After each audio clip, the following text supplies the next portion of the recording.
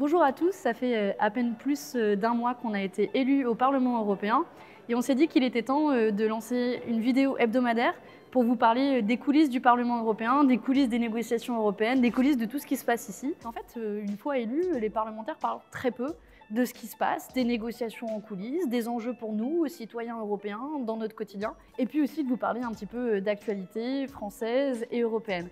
Et forcément, pour lancer cette vidéo, il fallait lui trouver un nom. Et on s'est dit qu'on allait vous mettre à contribution. Donc on en a eu beaucoup, des contributions. Merci à tous ceux qui ont proposé des noms. On a eu des propositions drôles, loufoques, certaines assez créatives. Manifestement, il y a un truc qui vous a pas mal inspiré, ce sont les lobbies présents au Parlement européen. Et donc, parmi les propositions que vous avez faites, c'est infiltration au cœur des magouilles, hein, comme un titre de vidéo hebdo. Et puis, vous avez aussi fait des propositions en lien avec la ville de Bruxelles. Il y a quelqu'un qui a proposé Manon à la frite.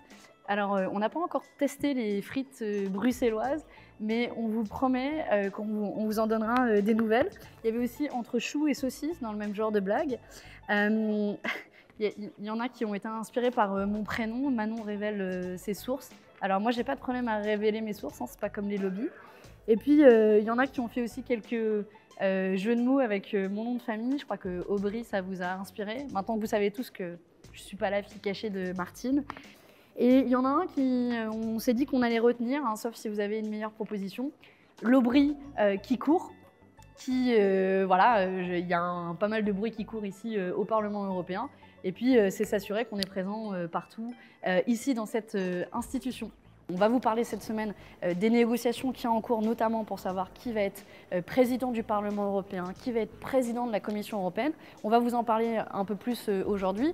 On va vous parler aussi climat, avec évidemment la canicule qui est sur toutes les bouches, mais au-delà de la canicule, c'est un effet concret du réchauffement climatique. On va en parler, mais là, en se baladant dans ce Parlement, en fait, ici, vous voyez l'historique de tous les présidents du Parlement européen.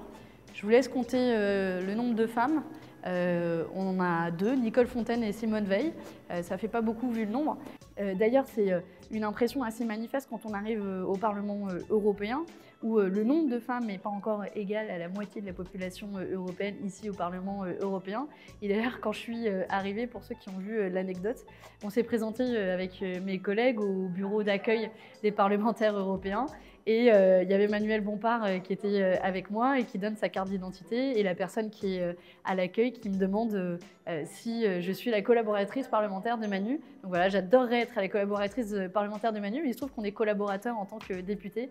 Peut-être que ça en dit long sur les habitudes dans ce Parlement européen, et on voit ici une trace qu'il n'y a pas encore suffisamment de femmes, et encore moins de jeunes femmes, mais ça tombe bien, on va un peu dynamiser tout ça. Allez, c'est parti, on lance le générique pour la première version de l'Aubry qui court.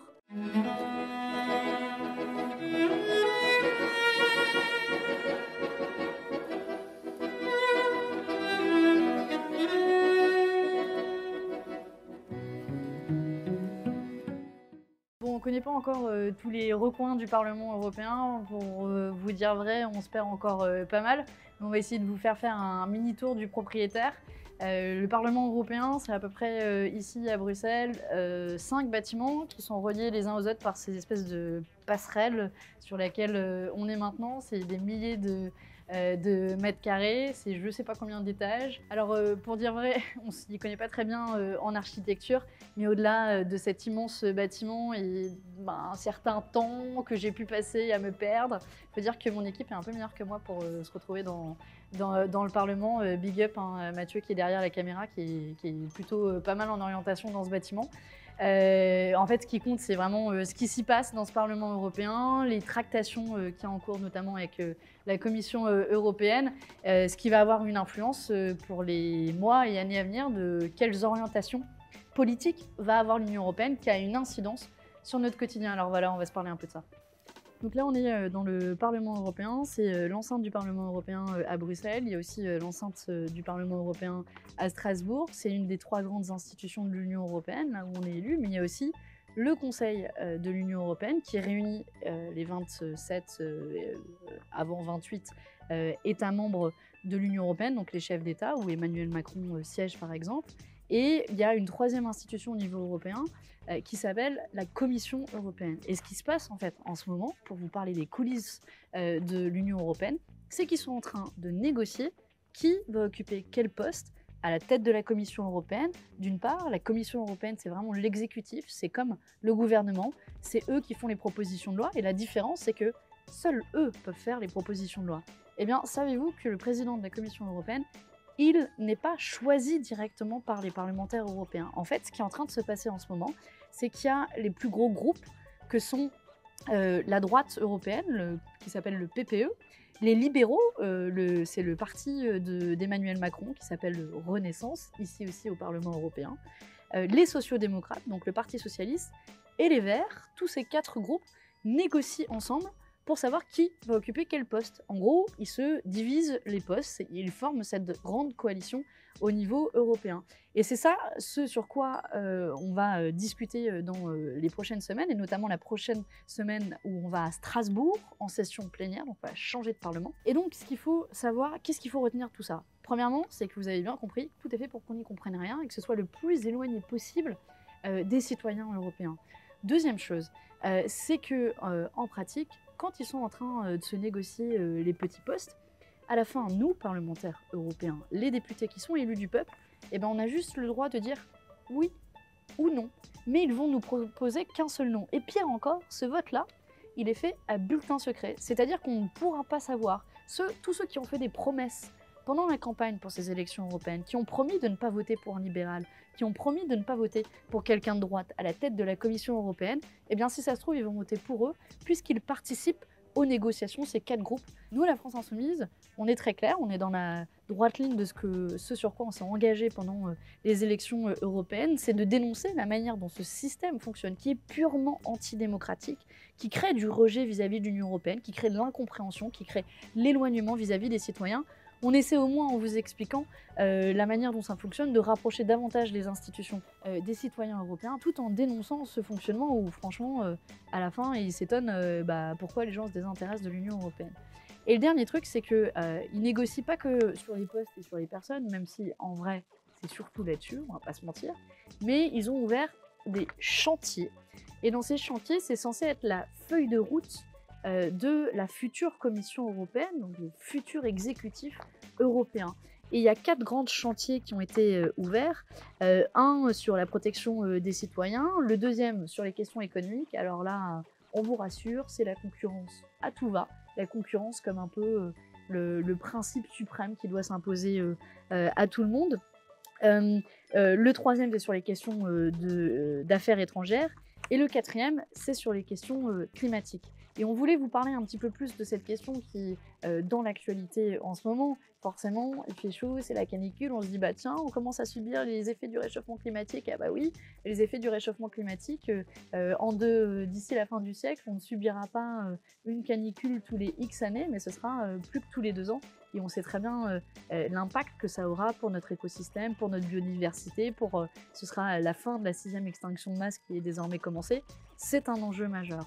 Et c'est un enjeu majeur, on peut penser, pour la Commission européenne, pour les négociations qui sont en cours, tellement majeur que ceux qui nous ont promis, ils parlent de neutralité carbone. Alors par neutralité carbone, ils veulent dire, on ne doit pas consommer plus de carbone que ce que on peut reconstituer.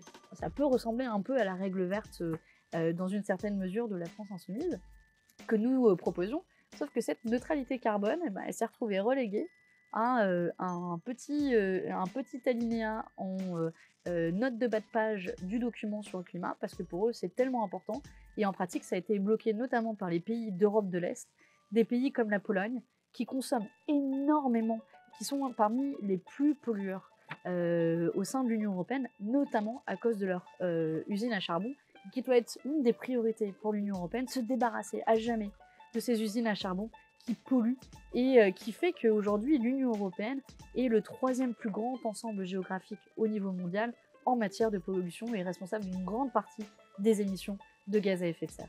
Et pendant ce temps-là, on a Emmanuel Macron qui vient tout fier ici à Bruxelles, fanfaronné comme le champion de la Terre. Mais en fait, en même temps, il se fait épingler en France pour son inaction en matière climatique. Et cette semaine, il n'y avait pas que la canicule dans l'actualité, il y a aussi une décision en France d'un tribunal qui condamne l'État pour inaction en matière climatique, ce qui veut dire que concrètement, l'État est condamné pour ne pas avoir pris les mesures nécessaires pour lutter contre la pollution, qui a un impact sur 2 plaignantes qui poursuivaient l'État en justice et qui a causé des maladies respiratoires. Maintenant que l'État est épinglé, il serait peut-être temps de prendre les mesures nécessaires pour lutter contre la pollution. Il y a une deuxième chose qui a marqué l'actualité cette semaine, c'est le rapport du Haut Conseil pour le climat, cette nouvelle instance qui a été créée par Emmanuel Macron lui-même. Alors, ça fait un peu retour de bâton. Alors, qu'est-ce qu'il dit ce Haut Conseil? Il dit plusieurs choses assez intéressantes. La première chose, c'est que l'État français, dans les lois qu'il adopte à l'Assemblée nationale, ne prend pas en compte le coût carbone des lois qu'il adopte. Alors, à l'heure où l'ambition climatique doit être au-dessus de n'importe quelle ambition, la moindre chose, c'est de faire ce type d'évaluation dans les différentes lois qui sont adoptées. On pense à la loi mobilité discutée par exemple en ce moment à l'Assemblée nationale. Il y a une autre incohérence majeure qui est pointée par ce Haut Conseil pour le climat, c'est que la France ne prend pas en compte le coût carbone de ses importations. Globalement, vous savez, ces produits qui font 3 fois le tour de la Terre avant d'arriver dans notre supermarché en bas de chez nous. On a beaucoup parlé pendant cette campagne, par exemple, du lait de Nouvelle-Zélande, parce qu'avec la signature d'un traité de libre-échange que l'Union européenne, cette institution européenne, va signer avec la Nouvelle-Zélande, on va faire venir du lait de l'autre bout de la planète. Et donc, ça pointe là bien du doigt la question des importations et du libre-échange en sous-main, en lien avec l'impact climatique. Et le rapport dit que si on prend ces importations en compte, les émissions françaises sont 60% plus élevées. 60% plus élevées. Ce qui pointe du doigt d'abord l'hypocrisie du gouvernement qui nous dit oui, champion de la planète, tout ça. Mais qu'est-ce que va faire le gouvernement cet été? Ratifier l'accord de libre-échange avec le Canada, le fameux CETA, qui a d'abord été adopté ici par les institutions européennes. Là, on voit bien le lien entre les institutions européennes et les institutions françaises.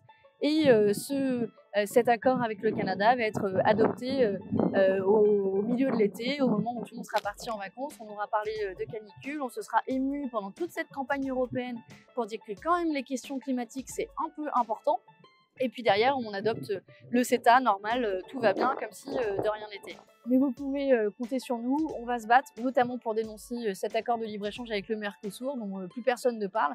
C'est sûr, les élections sont terminées, mais qui vont en avoir un impact concret sur le climat et sur la planète. Ben voilà, c'était le premier épisode de L'Aubry qui court. J'espère que cette première version et ce premier épisode vous a plu. Je vous laisse avec celui qui est un peu mon point de repère dans ce Parlement européen, qui est un des premiers dont je me souviens pour à peu près me repérer. Et puis comme on n'a pas vraiment de bureau pour le moment, ce banc il est plutôt pas mal. N'hésitez pas à laisser des commentaires, à nous dire ce que vous attendez de cette vidéo hebdomadaire.